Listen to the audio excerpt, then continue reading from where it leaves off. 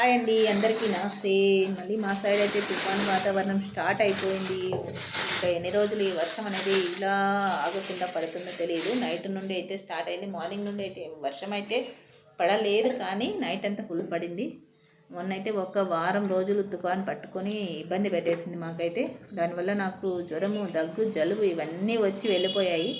మనం ఎంత హాస్పిటల్స్కి వెళ్ళినా, ఎన్ని ట్యాబ్లెట్స్ మింగినా జ్వరము తగ్గచ్చు, కానీ జలుబు దగ్గన్నది అస్సలు అయితే తొందరగా తగ్గదు. దాదాపు ఒక 10-15 డేస్ అయితే ఇబ్బంది పెట్టేస్తుంది బాగా. అసలు మనం పెద్దవాళ్ళమే దాన్ని భరించడం కష్టం. చిన్నపిల్లలకైతే ఇంకా జాగ్రత్తగా మనం చూసుకోవాలి. అలా ఏ ఇబ్బంది రాకుండా కొంచెం చిన్నపిల్లల విషయంలో జాగ్రత్తలు తీసుకోండి. నెక్స్ట్ మీరు చూస్తున్నారు కదా, కూరగాయలు. తాజా కూరలలో రాజా ఎవరంటే వంకాయేనండి అనేసి అని పాట ఉంది కదా. మాకైతే ఈ తాజా కూరలలో ఈ వంకాయనైతే మేము ఇష్టపడమండి. అది ఎందుకు అంటే కూడా చెప్తాను. మాకు ఇంతకుముందు అయితే వంకాయలు అయితే తినేవాళ్ళం. ఒక 2 ఇయర్స్ నుండి మాకు సెట్ అవ్వలేదండి వంకాయ. స్కిన్ పైన బాగా పింపుల్స్ వచ్చేస్తున్నాయి, దానివల్ల ఒక అలర్జీ లాగా. అందువల్ల వంకాయ అనేది మానేసామండి మేమైతే. వంకాయలు మేము అస్సలు తినవు. ఇవైతే మా సారు ఒక్కరే తింటారు, మాకు నచ్చవు. కానీ తప్పదు కదండి, వండడం వరకు అయితే ఓకే, కానీ మేమైతే తినం. మా సారు ఒక్కరే తింటారు. నెక్స్ట్ టమోటాలు. ఇవి మొక్కజొన్నలు చూస్తున్నారు కదా, మొక్కజొన్నలు 3 తెచ్చారు.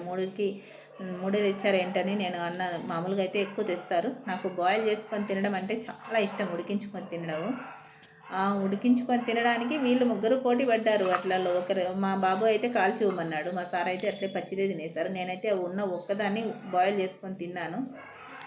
నెక్స్ట్ వచ్చేసి అలసందలు మీరు చూస్తున్నారు కదా, అలసందలు. ఇది చుక్కకూర అండి, చుక్కకూర కట్ట. కూరాకులను కూడా ఒక్కొక్కలా పిలుస్తుంటారు.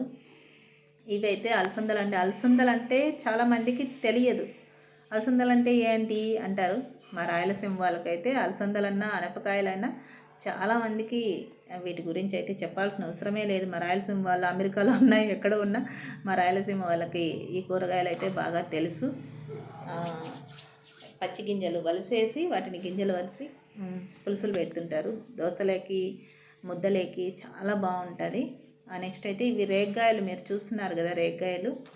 ఈ రేగ్గాయలు అయితే మనకి పెద్ద రేగ్గాయలు, చిన్న రేగ్గాయలు కాదు, పెద్ద రేగ్గాయలు మార్కెట్లో చాలా ఫ్రెష్గా దొరికాయి అనేసి తీసుకొచ్చారు.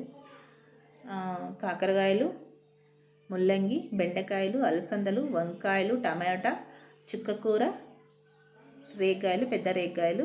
నెక్స్ట్ వచ్చేసి మొక్కజొన్న. ఇవేనండి మనకు